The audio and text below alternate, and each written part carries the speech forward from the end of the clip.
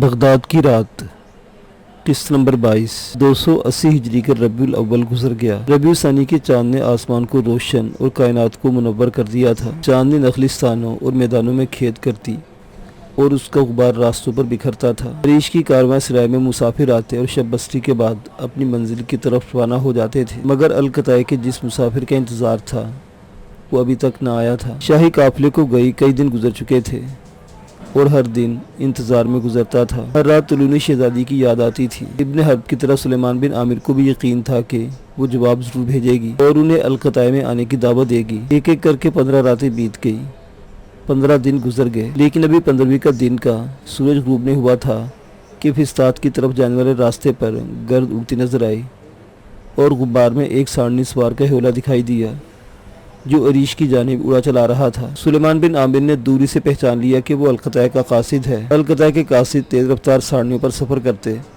اور اپنے لباس سے پہچانے جاتے تھے۔ آنے والا طلوع شہزادی کا پیغام لے کر آیا تھا۔ سلیمان بن عامر اور ابن حرب کے چہرے پر مسرت سے کھل اٹھے۔ انہوں نے سرائے کے خاص کمرے میں قاصد سے ملاقات کی، مگر شہزادی کا جواب اور پیغام حیران کر دینے والا تھا۔ قاصد نے بتایا، شام و فلسطین کے سفر سے واپسی پر شاہی مہمانوں کے سلطان معظم سے ایک رسمی اور سرسری سی ملاقات ہوئی تھی، جس کے بعد شہزادہ شیبان کو خاص طور سے سلطانی بارگاہ میں طلب کیا گیا اور صرف ایک دن کے آرام کی مہلت دے کر مغربی سرحد کی دیکھ بھال اور قیروان کی اغلبی حکومت کے خلاف شورش و بغاوت کی صورتحال معلوم کرنے کے لیے بھیج دیا گیا۔ سلطان کا خیال ہے کہ مہدوی تحریک کے پرچم تلے بربر قبائل مصر کا رخ کر سکتے ہیں، اس لیے اسکندریہ کے گورنر کو حکم دیا گیا کہ وہ مشرق اور مغرب کے درمیان خشکی کا راستہ بند کر دے۔ تجارتی قافلے بھی حکومت کی خصوصی اجازت کے بغیر کیروان سے آ جا نہیں سکتے۔ یہ اطلاع اگرچہ سلیمان کے مطلب کی لیکن بڑی حیرت انگیز تھی کہ شہزادہ شیبان فوری طور پر مغربی سرحد پر بھیج دیا گیا ہے۔ اس نے سوچا، ان حالات میں شیبان غالباً سلطان کو بغداد میں رونما ہونے والے واقعہ سے آگاہ بھی نہ کر سکا ہوگا۔ قاصد سے دریافت کیا، سلطان قیروان کے معاملے میں مداخلت کا ارادہ رکھتے ہیں؟ سلطان معظم کو بنو اغلب سے کیا دلچسپی ہو سکتی ہے؟ وہ صرف اس خطرے کی پیشبندی چاہتے ہیں کہ مہدوی تحریک کہیں مصر کا رخ نہ کر لے۔ سلیمان کو خیال آیا، اگرچہ شہزادہ شیبان سلطان کو بغداد کے حالات سے آگاہ نہیں کر سکا تو ضرور شہزادی نجم اللیل نے فرض ادا کر دیا گیا ہوگا، لیکن قاصد کا جواب پریشان کن تھا کیونکہ سرسری سی رسمی ملاقات کے بعد وہ بھی سلطان سے ملاقات نہ کر سکی تھی۔ قاصد نے کہا، شہزادی صاحبہ نے کئی بار سلطان سے ملنے کی کوشش کی، لیکن وہ آج کل خواتین سے ملاقات نہیں کرتے اور زیادہ تر وقت اپنے قصر میں گزارتے ہیں۔ یہی وجہ ہے کہ ابھی تک شہزادی صاحبہ کو ملاقات کا موقع نہیں مل سکا۔ اس مایوس کن اور افسوسناک اطلاع کے بعد قاصد نے ایک امید افزا صورتحال بھی بیان کر دی۔ بتایا، شہزادی صاحبہ نے سرسری ملاقات ہی میں سلطان کو معزول خلیفہ معتمد کی ہلاکت سے آگاہ کر دیا تھا۔ سلطان نے شہزادی کی بات پوری توجہ سے سنی اور ان کے طلوعی جذبے پر تحسین کی تھی، مگر معتمد کے معاملے میں مزید گفتگو نہیں ہو سکی۔ اس سے طلوعی شہزادی کے جذبے اور معتمد کی بے چینی کا اظہار ہوتا تھا۔ علاوہ ازیں اس نے سلیمان بن عامر کا یہ پیغام بھیجا تھا کہ اپنے دوست کو ساتھ لے کر خود فسطاط آئے۔ اس کی آمد پر وہ سلطان سے خصوصی ملاقات کی درخواست کرے گی اور اسے توقع ہے کہ سلیمان کے حوالے سے ملاقات یقینی ہوگی، کیونکہ سلطان عریش کی کارواں سرائے کے مالک سے ملنا پسند کریں گے۔ معاملے کی یہ صورت اگرچہ کچھ مختلف تھی، تاہم اس میں بھی شہزادی نجم سلطان پر زور ڈال سکتی تھی کہ وہ معتمد کے خون کا قصاص طلب کرے۔ سلیمان کے نزدیک ضروری تھا کہ اس کی توجہ مغرب سے ہٹا کر مشرق کی جانب مبذول کرائی جائے اور مہدوی تحریک شمالی افریقہ میں اپنے مقصد کی طرف بڑھتی رہے۔ اس نے طلوع شہزادی کی دعوت پر فسطاط جانے کا فیصلہ کر لیا اور ابن حرب سے کہا کہ وہ سفر کی تیاری کرے۔ تیسری صدی کے آخری ربع میں حالات نے ایک اور کروٹ لی تھی۔ وقت کے زبردست ہاتھ نے تاریخ کا ایک نباب کھولا اور شمالی افریقہ میں کیروان کی اغلبی حکومت کے خلاف مہدوی تحریک کا آغاز اسلامی دنیا میں کشمکش اور تبدیلی کا ایک نیا پیغام لے کر آیا تھا۔ سلیمان بن عامر کے نزدیک یہ تبدیلی ضروری تھی اور وقت آ گیا تھا کہ اب مصر کی طلوعی حکومت کو بغداد سے الجھا دیا جائے اور دو طاقتور حریفوں کو باہم لڑا کر کمزور کر دیا جائے، تاکہ افریقہ کی طرح جب ایشیا کے میدانوں میں بھی عباسیہ کے سیاہ پرچموں کے مقابلے میں سبز علم بلند ہوں تو کوئی طاقت ان علموں کو شہروں اور قلعوں پر لہرانے سے روک نہ سکے۔ 15 ربیع ثانی کو سلیمان بن عامر اپنے دوست کو لے کر القطع کے قاصد کے ہمراہ عریش سے نکلا اور فسطاط کی جانب روانہ ہو گیا۔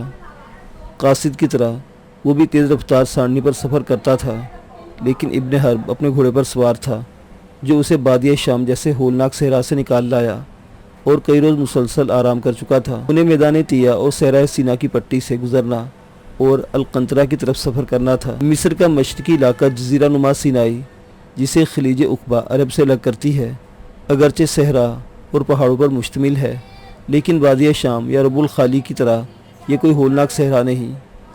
شمالی پٹی کا راستہ کہیں ریگستان، کہیں پہاڑیوں اور کہیں چٹے میدانوں سے گزرتا تھا۔ حریش سے آگے واردہ، بلقارہ اور کرما کی بستیاں تھیں۔ اسی علاقے میں طل العجول کو بڑی اہمیت حاصل رہی ہے، جو کسی زمانے میں ایک بہت بڑا تہذیب اور ثقافتی مرکز تھا۔ مصر اور شام و فلسطین کے درمیان فوجی اور تجارتی قافلے اسی شاہراہ پر سفر کرتے تھے۔ ان کی پہلی منزل القنطرہ تھی۔ دوسرا پڑاؤ بلبویس سے آگے اس مقام پر ہوا جہاں سے ایک راستہ شمال مغرب کی جانب اسکندریہ کو اور دوسرا جنوب کی طرف فسطاط کو جاتا تھا۔ تیسرے روز وہ جبل مقتم کا کوہستانی حلقہ عبور کر کے فسطاط پہنچ گئے اور باب النصر سے اس کی عظیم شہر پناہ میں داخل ہوئے۔ فسطاط جبل مقتم اور دریائے نیل کے درمیان واقع اور دور دور تک پھیل گیا تھا۔ عین الشمس اس کے شمال مشرقی مضافات میں شامل ہونے لگا تھا۔ اس عظیم شہر کی بنیاد عہد فاروقی میں فاتح مصر حضرت عمر بن عاص رضی اللہ تعالیٰ عنہ نے رکھی تھی۔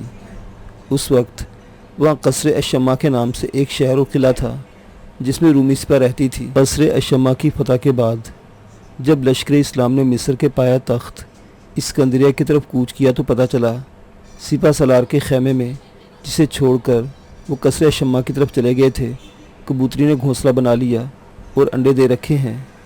عمر ابن العاص نے حکم دیا کہ ان کا خیمہ نہ اکھاڑا جائے اور کہا، میں یہ خیمہ اسے تحفے میں دیتا ہوں۔ خیمے کو جوں کا توں چھوڑ کر وہ اسکندریہ روانہ ہو گئے۔ کچھ عرصہ بعد اسے فتح کر کے پھر قصر الشمع کی طرف لوٹے تو اس میدان میں جہاں خیمہ چھوڑا تھا، خلیفہ ثانی حضرت عمر فاروق رضی اللہ تعالیٰ عنہ کی اجازت سے ایک شہر آباد کیا جس کا نام خیمے کی رائے سے فسطاط رکھا۔ عربی میں خیمے کو فسطاط کہتے ہیں۔ عمر ابن العاص نے شہر کی تعمیر کے وقت عرب قبائل کے الگ الگ خطے مخصوص کیے جن کی آبادیاں ان قبائل کے نام سے مشہور ہوئیں۔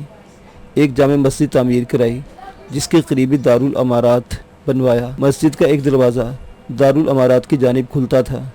فسطاط نے بہت جلد ترقی کی۔ بعد ازاں اسکندریہ کے بجائے یہی شہر مصر کا پایہ تخت بن گیا۔ علامہ مقریزی اپنی تاریخ اور علامہ بشاری نے اپنے جغرافیے میں فسطاط کی تہذیبی اور تمدنی ترقی کا حال تفصیل کے ساتھ لکھا ہے۔ بشاری اسے ناسخ بغداد قرار دیتے ہیں۔ علامہ مقریزی نے معجم البلدان میں تصریح کی ہے کہ فسطاط دریائے نیل کے مشرقی کنارے آباد ہوا، لیکن اس کے بالمقابل مغربی ساحل پر جیزہ کی چھوٹی سی آبادی اہرام کی جانب واقع تھی۔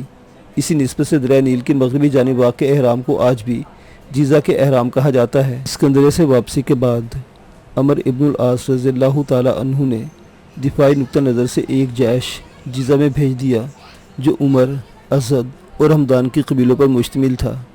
2122 ہجری میں ایک قلعہ تعمیر کیا گیا، لیکن وہاں مقیم قبائل نے قلعے میں رہائش پسند نہ کی اور الگ الگ محلے آباد کر لیے، جن سے شہر کی آبادی بڑھ گئی۔ اموی اور عباسی دور میں فسطاط کے ساتھ جیزہ کی رونق میں اضافہ ہوتا رہا۔ دونوں شہروں کے درمیان نیل حائل تھا۔ نیل میں جہاز رانی ہوتی اور دونوں آبادیوں میں کشتیوں کے ذریعے آمد و رفت رہتی تھی۔ منذر ابن حرب اس شہر حسین میں دوسری بار آیا تھا۔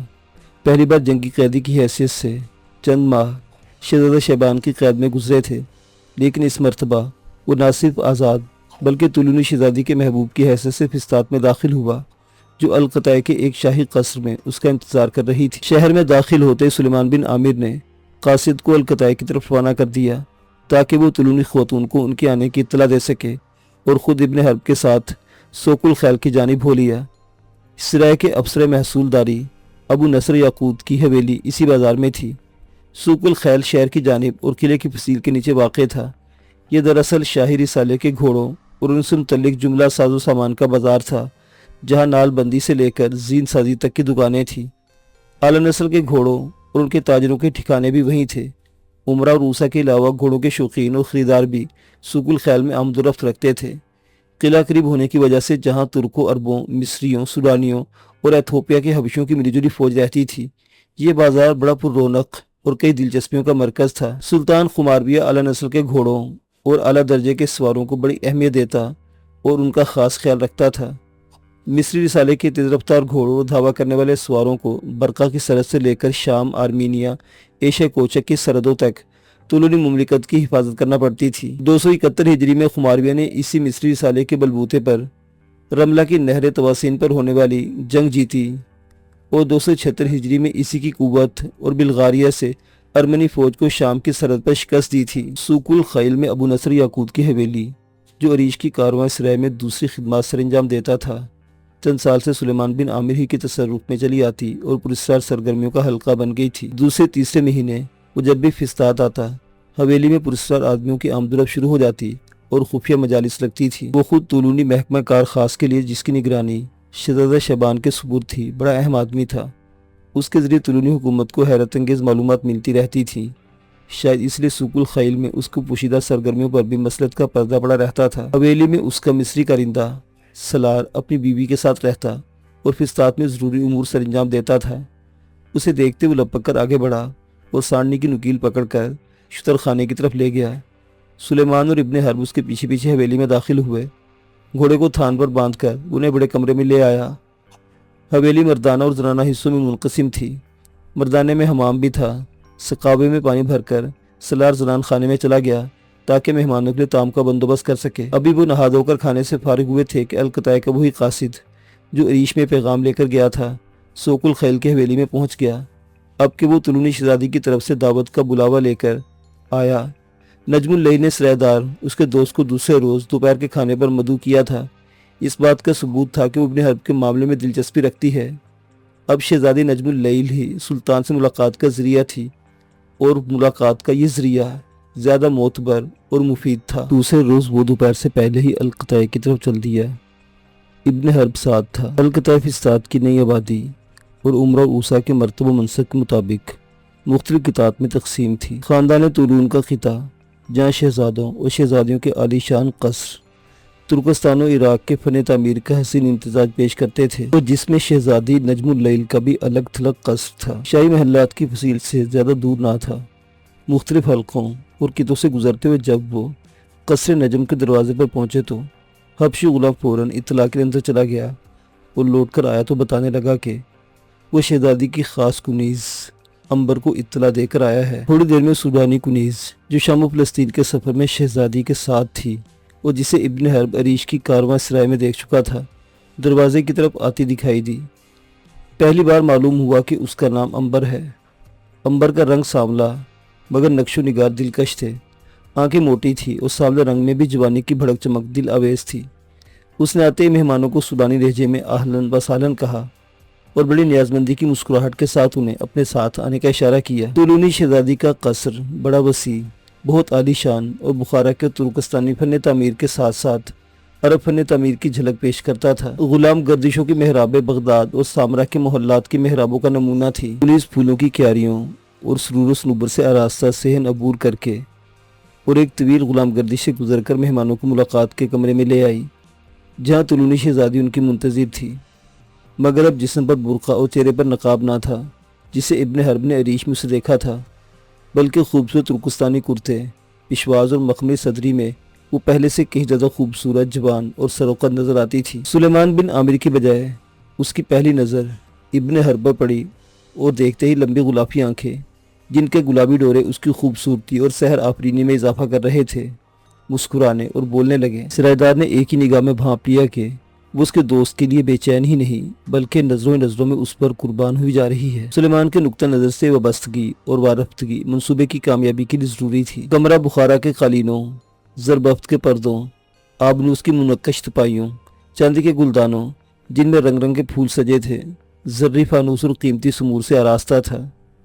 سرائیدار نے کمرے کے سامانے آرائش کو اور ابن حرب نے صرف شہزادی کو دیکھا۔ دونوں کی نظریں بجلی سے بھرے ہوئے بادلوں کی طرح ٹکرائی اور دلوں میں کڑاکے ہوئے، مگر ان کی آواز کوئی نہ سن سکا۔ نجم نے آراستہ مسند کی طرف اشارہ کیا تو ابن حرب مسند پر بیٹھنے کی بجائے بالکل اس کے سامنے کھڑا ہو گیا۔ طولونی شہزادی نے مسکرا کر دیکھا اور پوچھا، کیف حالک؟ اس نے اپنی ہی کیفیت بیان کی، الآن ما کانا، یعنی کہ وہی جو پہلے تھا۔ نجم اللیل نے تعجب کا اظہار کیا، تمہارا حال پہلے سے تبدیل ہونا چاہیے تھا۔ ابن حرب کے بجائے جواب سرائیدار نے دیا، بنت حال اسی وقت تبدیل ہوگا جب آپ میرے دوست پر توجہ دیں گی۔ ہم تو پوری توجہ دے رہے ہیں۔ اگر آپ نے پوری توجہ دی ہوتی تو سلطان سے ابن حرب کی سفارش کرتی۔ ہم دل سے چاہتے ہیں کہ تمہارے دوست کی بھرپور سفارش کریں، لیکن القطاع میں آ کر سلطان معظم سے ملاقات کا موقع نہیں مل سکا۔ وہ دونوں غالباً اس لیے کھڑے تھے کہ ان کی میزبان کھڑی تھی۔ شہزادی نے یہ بات فوراً محسوس کی اور ایک آراستہ مسند پر بیٹھ گئی۔ اس کے بیٹھتے دونوں نے سامنے والی مسند سنبھال لی اور وہ بتانے لگی، سلطان آج کل خاندان کے لوگوں سے بھی کم ملتے ہیں۔ عریش سے آ کر 2-3 بار ملاقات کی درخواست بھیجی، مگر یہ جواب ملا کہ وہ مصروف ہیں۔ ہم نے آج رضوان کے ذریعے ان سے ملاقات کی درخواست کی، یہ بھی کہلوا دیا ہے کہ تم اپنے دوست کے ہمراہ عریش سے آئے ہو اور ایک ضروری کام میں اور معاملے میں گفتگو کرنا چاہتے ہو۔ پھر کیا جواب ملا؟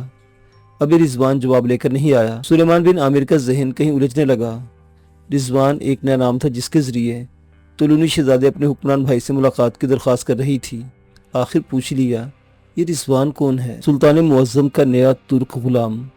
ابھی خدمت میں صرف چند مہینے ہوئے ہیں، پھر تو شاید اسے بھی حاضری کی اجازت نہ مل سکے۔ رضوان انہیں بہت عزیز ہے، اسے حاضری سے نہیں روکتے۔ آج کل تو بیگمات بھی اس کے ذریعے سلطان سے کوئی فرمائش کرتی یا پیغام بھیجتی ہیں۔ سلیمان کو اس بات پر کوئی تعجب نہ ہوا۔ حسین غلام اور ندیم خمارویہ کی کمزوری بن گئے تھے۔ اسی لمحے سلطانی کنیز امبر نے اطلاع دی کہ کھانا لگا دیا گیا ہے۔ شہزادی اپنے مہمانوں کے ساتھ طعام میں آئی۔ دسترخوان پر صرف وہی تینوں تھے۔ امبر کے ساتھ ایک اور کنیز خدمت کے لیے موجود تھی۔ کھانے کے ساتھ باتیں بھی ہوتی رہیں۔ سلیمان نے شہزادی کی توجہ دلائی، پہلے تو سلطان آپ کا بہت خیال رکھتے تھے، ملاقات کے لیے کسی وسیلے یا ذریعے کی ضرورت نہ تھی۔ ہمارا خیال تو وہ آج بھی بہت رکھتے ہیں، پھر ان سے ملاقات کیوں نہ ہو سکی؟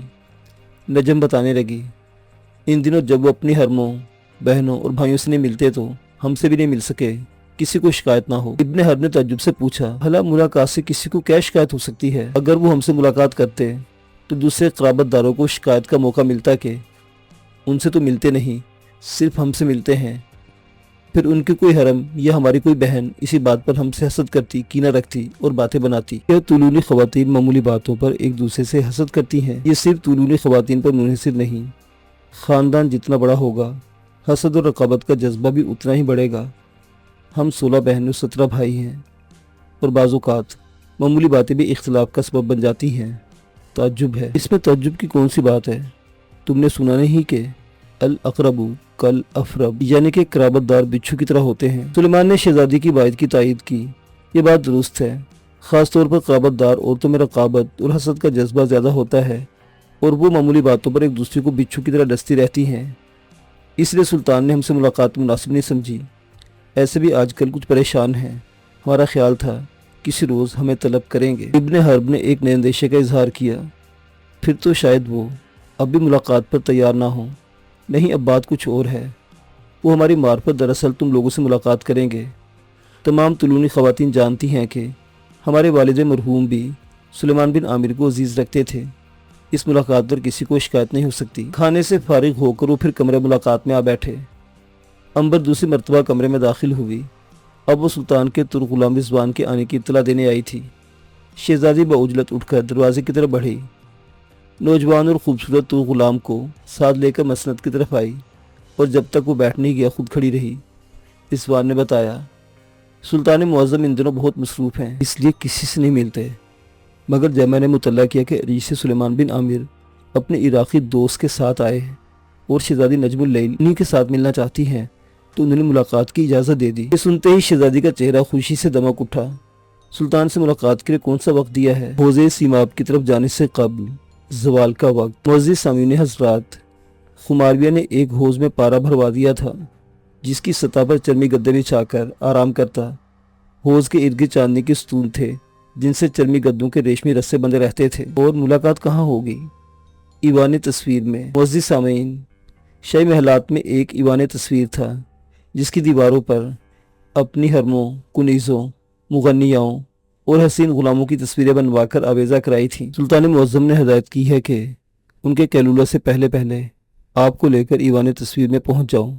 دونوں مہمان بھی ساتھ ہوں گے، لیکن ملاقات مختصر ہوگی کیونکہ وہ وقت حوض سیماب پر استراحت کا ہوتا ہے، تو پھر ہمیں چل دینا چاہیے، زوال کا وقت ہوا چاہتا ہے۔ یہ کہہ کر وہ کھڑی ہو گئی اور برقع اوڑھنے کے لیے دوسرے کمرے کو ہو لی۔ چند لمحوں کے بعد سرخ نقاب والا مخصوص برقع اوڑھ کر آئی تو سلانی کنیز امبر بھی ساتھ تھی، اور شاہی محلات کی طرف جانے کے لیے جب وہ کمرے سے نکل رہی تھی، ابن حرب قدم بڑھا کر ذرا قریب آ گیا اور سرگوشی کے لہجے میں بولا، میری کامیابی کا انحصار تمہاری سفارش پر ہے۔ طلونی شہزادی نے اپنی لمبی غلافی آنکھوں کے گوشوں سے اسے مسکرا کر دیکھا۔ یہی خوبصورت نشیلی مسکراہٹ ابن حرب کے سوال کا جواب تھی۔